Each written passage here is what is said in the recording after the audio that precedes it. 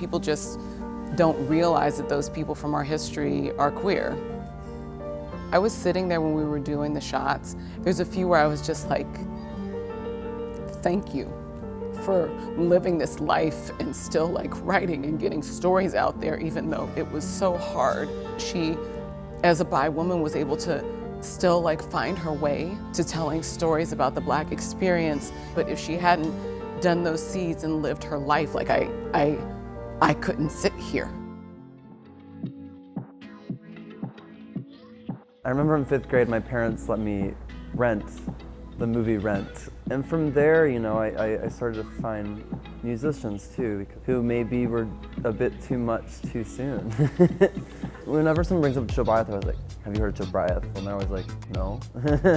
It was glam rock as we know it, but he was openly gay. We probably don't know about him because he was so open. I feel like growing up, in terms of like what was available queerness-wise, there wasn't much there. But in terms of like authors, yeah, I read Dancer from the Dance in college, which was Mage. It's interesting, when people talk about inspirations for me, I wish I had more.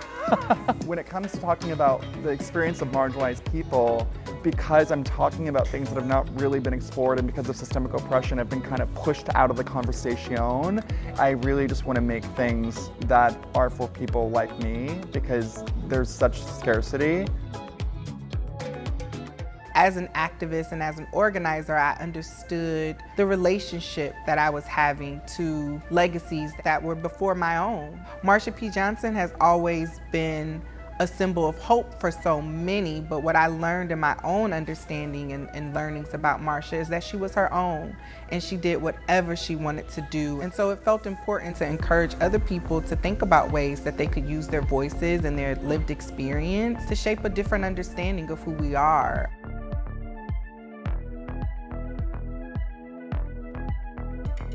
When I'm photographing queer people, I am honoring these people that are in front of my lens and in front of my camera. Capturing on the pixel is exciting because specifically this pixel, they've created this technology to shoot skin tones true to life, to bring true visibility, and I feel really lucky to be a part of that. It's so incredibly important to me to see images of queer people living as themselves, as icons, as people that are a part of our community. I'm constantly documenting and making images of queer people to be a part of this new history.